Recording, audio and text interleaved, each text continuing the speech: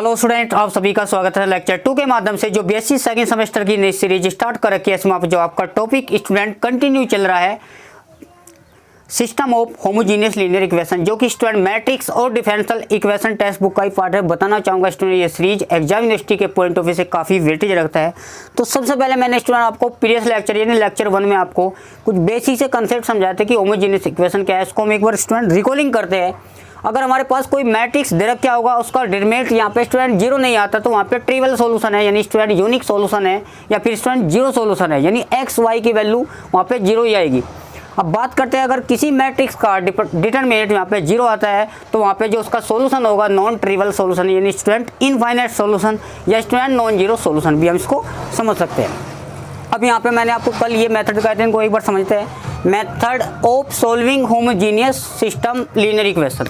अगर हमारे पास कोई होमोजीनियस लीनियर इक्वेशन दे रखी है, उसको हम कैसे मेथड से समझते हैं। अगर rank of A B number of unknown, देखो यहाँ पे जो रैंक ए मैट्रिक्स ए यहाँ पे स्टूडेंट कोफिशिएंट मैट्रिक्स है, उसके नंबर ऑफ अननोन यहाँ पे जो अननोन है यहाँ पे, अगर वो यहाँ पे स्टूडेंट दे रखे number of unknown less than 1 है, यानी रैंक जो है रैंक ऑफ मैट्रिक्स है, मतलब कोई एक मैट्रिक्स उसकी जो रैंक है नंबर ऑफ अननोन से कम है, तो वहाँ पे कंसीडर विद फाइनाइट सॉल्यूशन, तो वहाँ पे जो हमारे पास जाएगा विद इनफाइनाइट सॉल्यूशन। उसका जो सॉल्यूशन आएगा, वैसे मैंने क्वेश्चन करा था 2x2 वेरिएबल में, तो यहाँ पे स्टूडेंट ये काफ़ी इंपॉर्टेंट है। अगर यहाँ पे रैंक ऑफ मैट्रिक्स और नंबर ऑफ नोन इक्वल है, तो वहाँ पे जो सिस्टम होगा यानी सिस्टम का मतलब वहाँ पे होमोजेनियस लीनियर इक्वेशन हमारे पास कंसिस्टेंट होगी।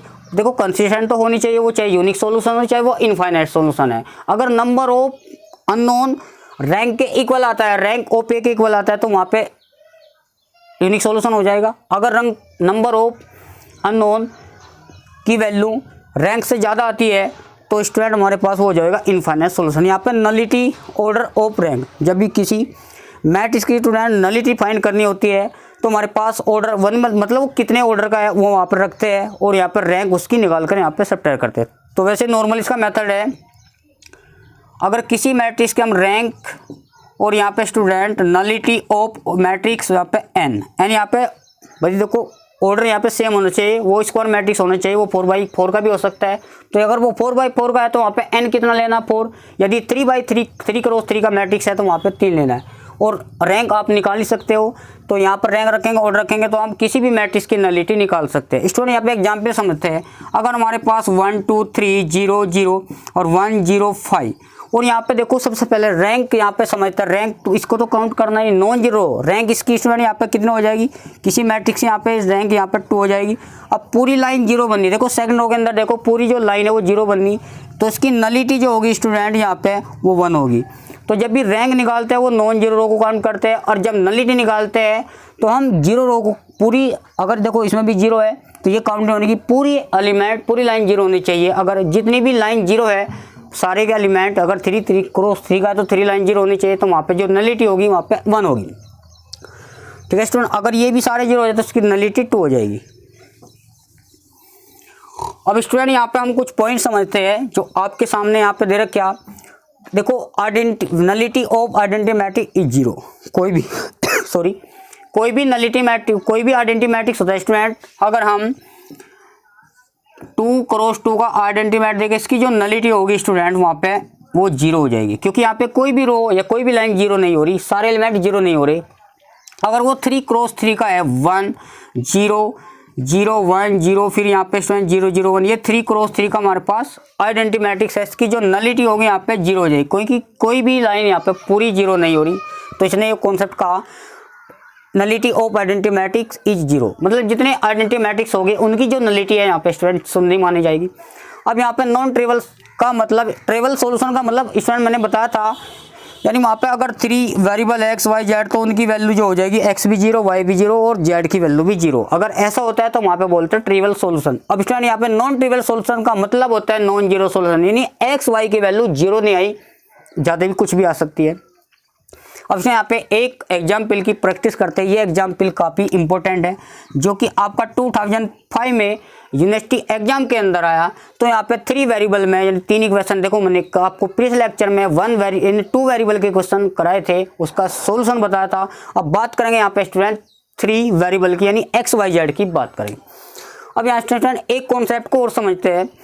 इसने बताया when the number of equation is less than number of unknown homogeneous linear equation. मतलब हमारे पास इस टाइप की इक्वेशन है, एग्जाम्पल समझते हैं। अगर हमारे पास एक्स वाई जेड, यहाँ पे X Y Z student unknown होते हैं, एक्स वाई जेड यहाँ पे जो है आपका अननोन है, यानी 3 अननोन है। इक्वेशन कितनी यहाँ पे 2। अगर ऐसा होता है तो इस टाइप की इक्वेशन का जो सोल्यूशन आएगा वो यहाँ पे इनफाइनाइट है। तो इस टाइप के इक्वेशन को हम सोल्व करने की आवश्यकता नहीं, क्योंकि इसका जो सोल्यूशन आएगा वहाँ पे इनफाइनाइट है। भाई देखो आप नॉर्मल समझो, अगर हमारे पास 3 वेरिएबल है तो 3 इक्वेशन होने जरूरी है, इसका यूनिक सोल्यूशन आएगा। अगर वहाँ पे 2 इक्वेशन है तो 3 वेरिएबल है, देखो 2 इक्वेशन यहाँ पे 3 वेरिएबल है, तो इस टाइप का जो इक्वेशन है तुम्हारे पास वो क्या, उसके जो सोल्यूशन होगा वो इनफाइनाइट है, इस टाइप से ना। तो हम स्टूडेंट यहाँ पे ये एग्जाम्पल को हम समझाने का प्रयास करते हैं, तो इसको हम यहाँ से हटाते हैं।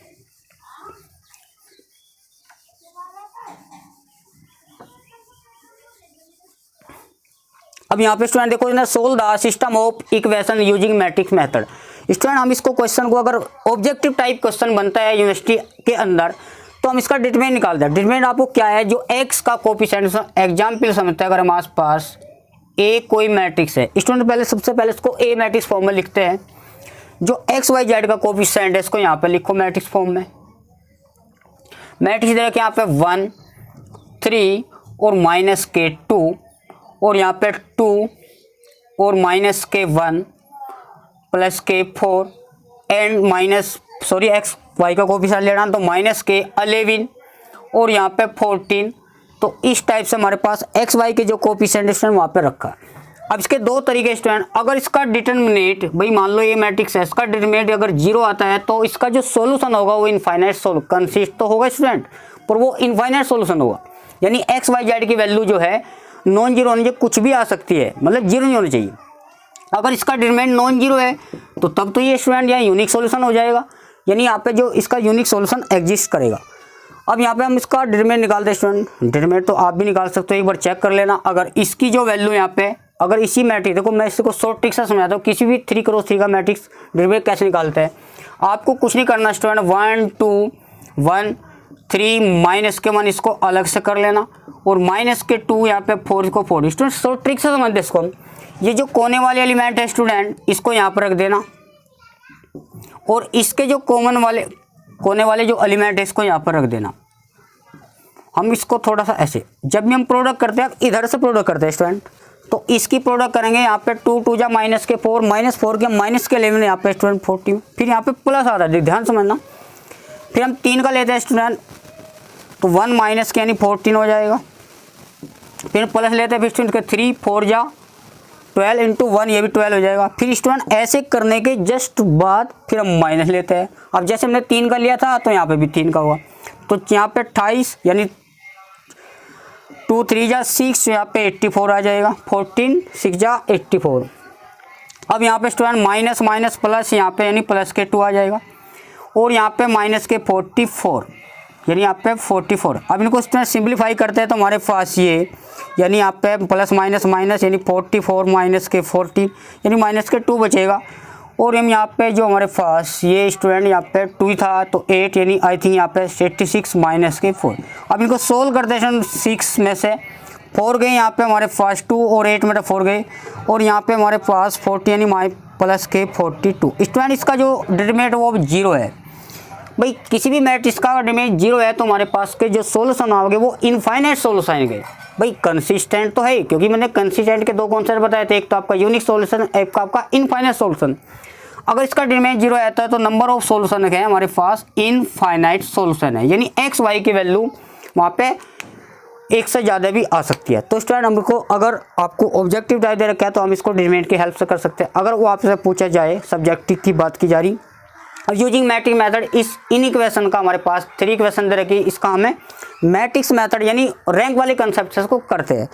तो सबसे पहले अगर 3 वेरिएबल में लीनियर होमोजेनियस इक्वेशन दे रखी होगी, इसको पहले मैट्रिक्स फॉर्म बनाते हैं, फिर हम रैंक के कंसेप्ट से करें। रैंक का कंसेप्ट स्टूडेंट मैंने आपको बताया था, वो प्रीवियस लेक्चर में जाकर देख सकते हैं, काफ़ी अच्छे क्वेश्चन है स्टूडेंट। मैंने आपको बताया था एक क्वेश्चन की आप अच्छे से प्रैक्टिस करो तो वहाँ पे केवल क्या है, नंबर वहाँ पे चेंज होते रहते हैं, बाकी आपके कंसेप्ट आपके स्ट्रॉन्ग होने चाहिए। तो मैंने आपको बताया था अगर rank of A B student, यहाँ पे रैंक ऑफ ए बी अगर रैंक ए के इक्वल है और यहाँ पे नंबर ऑफ एलिमेंट है, या इसको आप थोड़े रहने दो, रैंक ऑफ ए कोई मैट्रिक्स है, उसकी जो रैंक है नंबर ऑफ अननोन, अगर रैंक इसकी रैंक मान लो यहाँ पे 3 है, तो अननोन यहाँ पे कितने student X Y Z unknown होते हैं, तो 3 है, तो हमारे पास जो इक्वेशन का सोल्यूशन हो जाएगा वहाँ पे यूनिक सोल्यूशन हो जाएगा। अगर यहाँ रैंक ऑफ ए बी की value which is less than number of unknown, यानी इस अननोन से कम है, तो सॉरी स्टूडेंट, उस इक्वेशन का जो सॉल्यूशन है वो इनफाइनाइट सॉल्यूशन होगा। तो हम यहाँ पे चेक करते हैं, इसकी जो रैंक लाएंगे, फिर यहाँ पे नंबर अननोन, तो यहाँ पे 3 है, अगर रैंक यहाँ पे 3 से कम आती है तो वहाँ पे जो सॉल्यूशन होगा इन तीनों लीनियर इक्वेशन का, तो वहाँ पे जो होगा वो इनफाइनाइट होगा। तो स्टूडेंट यहाँ पे रैंक के कंसेप्ट से करते हैं, क्योंकि इसका डिटरमिनेंट यहाँ पे 0 है, वो तो आपने ऑब्जेक्टिव में जो विकल्प देगा उसको टिक कर देना, वहाँ पे इनफाइनाइट है या आपका फाइनाइट है, यूनिक है मतलब। अब यहाँ पे स्टूडेंट हम इसको मैट्रिक्स फॉर्म में लिखते हैं। मैट्रिक्स फॉर्म हमारे पास, यानी हमारे पास एक्स वाई जेड और राइट साइड वाला स्टूडेंट यहाँ पे तो 0 ही होना चाहिए भाई, पहचान तो इसकी क्या है, राइट साइड में यहाँ पे 0 होना चाहिए। अब स्टूडेंट मैंने इसको ए माना, समझते हैं ए हमारे पास ये मैट्रिक्स है, चलो यहाँ पे ए मानते हैं, इसको आप चलो अलग से मानते हैं स्टूडेंट। हमारे पास ये, इसको हम लिख सकते हैं स्टूडेंट, ये आपका ए है, ये आपका एक्स है, ये आपका बी है। तो ए एक्स, ए हमारे पास 1 3 माइनस के 2 2 माइनस के 1 प्लस के 4 1 माइनस के 11 यहाँ पे 14। मैंने बताया था स्टूडेंट, जब भी 3 क्रॉस 3 का मैट्रिक्स है उसको मैट्रिक्स मेथड यानी रैंक के कंसेप्ट से करते हैं। तो यहाँ पे पहले आपको 3 रो ड्रॉ करनी है, फिर 3 कॉलम, और इन दोनों एलिमेंट को 0 बनाएंगे with the help this element. फिर सेकंड ट्रांसमिशन में ये तो आपका स्टूडेंट 0 बनेगा, अब इसको 0 बनाना इस एलिमेंट के हेल्प से। अगर ऐसा होता है तो वहाँ पे आप इजीली कैलकुलेट कर सकते हैं किसी भी मैट्रिक्स की रैंक। चलिए अब स्टूडेंट यहाँ पे इसको देखो, इसको इन दोनों को 0 बनाना with the help this element. पहले R2 को चेंज करते हैं स्टूडेंट, R2 को चेंज करेंगे, R2 यहाँ पे 2 है, तो R1 में 2 से डबल करके सबट्रैक्ट करते हैं, ध्यान से समझना स्टूडेंट। चलो पहले R3 की बात करेंगे, R3 तो सेम है स्टूडेंट, तो R3 में से R1 सबट्रैक्ट करते हैं, तो R3 माइनस के R1, ये हमारे पास ट्रांसमिशन है। मैंने बताया था रैंक निकालने के स्टूडेंट नॉर्मल 2 मेथड है, एक तो आपका डिटरमिनेंट मेथड है, एक आपका ट्रांसमिशन मेथड, जो आपको अब सूटेबल है उसी तरीके से आप कर सकते हो। अब स्टूडेंट यहाँ पर हमारे पास देखो R1 में कोई ट्रांसमिशन नहीं है, तो 1 3 माइनस के 2, तो देखो R2 में क्या है, डबल करके R1 सबट्रैक्ट करता है, तो 2 माइनस का डबल करेंगे स्टूडेंट 0 हो जाएगा, माइनस हमारे पास ये ऑपरेशन अप्लाई पर R2 हमारे पास -1 है, तो R1 का डबल करते हैं स्टूडेंट, यहाँ पे माइनस के 5 आएगा। अब यहाँ पे R2 कितना है, यहाँ पे 4 है, इसका डबल करके सबट्रैक्ट करते हैं स्टूडेंट, तो माइनस माइनस यहाँ पे स्टूडेंट प्लस आएगा। अब यहाँ पे R3 में से केवल R1 सबट्रैक्ट करना है, यानी 1 में से 1 या 0, 11 माइनस के 3 यानी माइनस के 14 प्लस के यानी पे 16 आ जाएगा। तो इस तरीके से हम यहाँ पे स्टूडेंट करते हैं। स्टूडेंट यहाँ पे कोफिशिएंट देखते हैं, 1 3 माइनस के 2 1 3 माइनस के 2 2 माइनस के 1 4 1 माइनस के 11 और यहाँ पे 14। देखो स्टूडेंट R2 में यहाँ पे समझते हैं कि हमारे पास ये भाई 11 है, तो इसमें से हम सबट्रैक्ट करें -15। जब R2 को हम माइनस, देखो यहाँ पे समझते हैं R2 हमारे पास कितना है -1 और 2 से मल्टीप्लाई कर स्टूडेंट यहाँ पे 7 आएगा, प्लीज करेक्ट इट। तो यहाँ पे 7 आएगा, आप ध्यान से देखना। अब यहाँ पे देख स्टूडेंट, देखो ये तो आपने 0 बना दी, अब इस एलिमेंट को 0 बनाना with the help this element, मतलब इसको 0 बनाना है इस एलिमेंट के हेल्प से। तो R3 में स्टूडेंट चेंज करेंगे हम, R3 को हम चेंज करते हैं स्टूडेंट, R3 हमारे पास क्या है 14 है, और R2 में 2 से मल्टीप्लाई डबल करके सबट्रैक्ट करते हैं, यानी हमारे पास R3 माइनस के 2 R2, R3 0 माइनस के, भाई 0 का डबल करेंगे आपको 0 है, तो ये हमारे पास जो मैट्रिक्स बनेगा स्टूडेंट यहाँ पे देखते हैं। अब हमारे पास ये इसके बाद नेक्स्ट स्टेप आएगा स्टूडेंट 1 3, क्योंकि हमने R3 में केवल ट्रांसमिशन फॉलो किया है, तो R1 R2 को सेम रखेंगे स्टूडेंट। 1 3 माइनस के 2 0 माइनस के 7 प्लस के 8, R3 में देखो यहाँ तो 0 आएगा, जब हम इसका डबल करके सबट्रैक्ट करेंगे स्टूडेंट 2 R2 कितना माइनस के 7 माइनस माइनस यहाँ पे स्टूडेंट प्लस हो जाएगा, तो हमारे पास 0। अब यहाँ पे जब इसका हम स्टूडेंट यहाँ पे देखो, यहाँ पे जो स्टूडेंट यहाँ पे 16 है, क्योंकि जो R3 चेंज करा था वो R1 में सबट्रैक्ट करा, तो है ना 14 माइनस प्लस यहाँ पे 16 हो जाएगा। अब यहाँ पे इसका डबल करेंगे, यहाँ पे सबट्रैक्ट हो जाएगा क्योंकि R3 में से R2 डबल करके सबट्रैक्ट कर रहे हैं तो यहाँ पे 0 है। देखो इस टाइम पूरी लाइन 0 होगी। जब किसी मैट्रिक्स के अंदर पूरी लाइन 0 हो जाए, इसकी नलिटी अगर देखना चाहिए हम चेक कर सकते हैं, नलिटी यहाँ पे 1 है और रैंक स्टूडेंट यहाँ पे आप देख सकते हो नॉन जीरो रो यहाँ पे क्या है, ये तो पूरी 0 है तो काउंटिंग नहीं होने की। तो रैंक किसी भी मैट्रिक्स के अगर नॉन जीरो है तो हमारे पास ये हो जाएगी 2। देखो यहाँ पे रैंक इसकी क्या है 2 है और अननोन कितने स्टूडेंट यहाँ पे एक्स वाई जेड, जो कि यहाँ पे which is less than the number of unknown, number of unknown मतलब नंबर ऑफ अननोन से यहाँ पे कम है। तो देयर इज इक्वेशन हमारे पास का जो सॉल्यूशन होगा यहाँ पे इनफाइनाइट सॉल्यूशन है ना, क्योंकि यहाँ पे जो रैंक है वो अननोन से कम है। अगर इक्वल आ जाती तो वहाँ पे वो फाइनाइट सॉल्यूशन हो जाता है, यानी यूनिक सॉल्यूशन हो जाता। तो यहाँ पे स्टूडेंट इनफाइनाइट सॉल्यूशन। अब ये चेक करते हैं कि इनफाइनाइट सॉल्यूशन कौन कौन से है, यानी एक्स वाई जेड की वैल्यू क्या है। अब स्टूडेंट जब भी इनफाइनाइट सॉल्यूशन का पता लग जाए तो वे एक्स वाई जेड की वैल्यू कैसे निकालते हैं, तो आपको केवल जहाँ से आपने रैंक निकाली तो उस लास्ट वाले मैट्रिक्स को हम एक्स वाई में रिलेट करते हैं। ध्यान से समझना स्टूडेंट, इसको हम देखो फर्स्ट रो में जाओ, x का कोफिशिएंट यहाँ पे 1 है और यहाँ पे y का कोफिशिएंट प्लस के 3y और z का कोफिशिएंट माइनस के 2 और राइट साइड में आपको 0 तो लेना है स्टूडेंट्स। अब हम सेकंड रो की बात करते हैं। देखो 0x लिखना अच्छा नहीं है वैसे यहाँ पे, क्योंकि x वाली टर्म 0 है तो छोड़िए इसको। तो माइनस के 7y, फिर यहाँ पे स्टूडेंट प्लस के 8z और देखो पूरी लाइन 0 है तो ये 0x 0y प्लस के 0z कोई लाभ नहीं है, क्योंकि x y z के जो कोफिशिएंट है वे 0 है। स्टूडेंट ये x y z के कोफिशिएंट ही है, x का कोफिशिएंट 1 है, ये y का कोफिशिएंट है प्लस का 3 और z का कोफिशिएंट माइनस 2 और यहाँ पे जो x का कोफिशिएंट 0 है। अब इन दोनों इक्वेशन को हम स्टूडेंट सोल्व करते हैं, यानी x y z की जो वैल्यू है, क्योंकि इनफाइनाइट सॉल्यूशन है तो x y z की वैल्यू 0 तो आने ही नहीं स्टूडेंट। तो x y की z की वैल्यू जाएगी वो 1 से ज़्यादा आएगी। तो कैसे करते हैं स्टूडेंट, तो आपको ये तो रफी कर दो स्टूडेंट, इनको सोल्व करना हमको। तो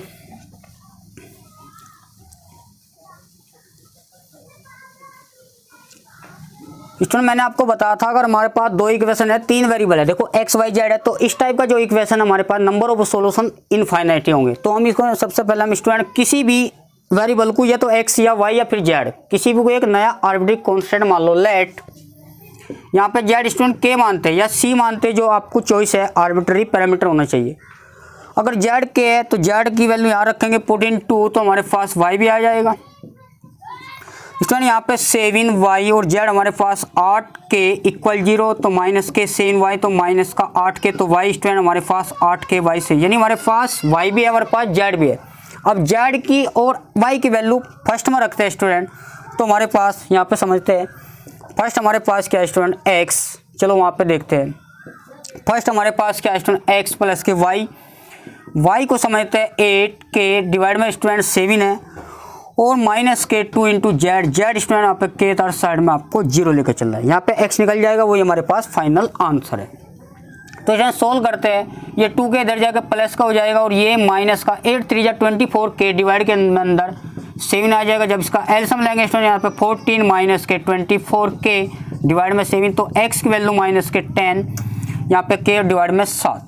यहाँ पे स्टूडेंट समझते हैं जो x की वैल्यू आई माइनस के 10k डिवाइड में 7 और y हमारे पास स्टूडेंट यहाँ पे 8k यानी 7 और z हमारे पास k है। हर k के लिए अलग अलग वैल्यू आएगी। अगर हम k की वैल्यू, भाई k तो यहाँ पे कोई भी कांस्टेंट है ना, अगर कोई कांस्टेंट है तो हम k की वैल्यू कुछ भी ले तो x y की वैल्यू, अगर k की वैल्यू 1 लेते हैं तो 1 रखेंगे तो x y z की वैल्यू अलग है। हर k के लिए अलग अलग वैल्यू आएगी। तो स्टूडेंट इस तरीके से हम 3 वेरिएबल में आप इक्वेशन को फाइंड कर सकते हैं या उनका सॉल्यूशन एग्जिस्ट कर सकते हैं। स्टूडेंट आज के लिए इतने, मिलते हैं नेक्स्ट लेक्चर में। Thanks for watching.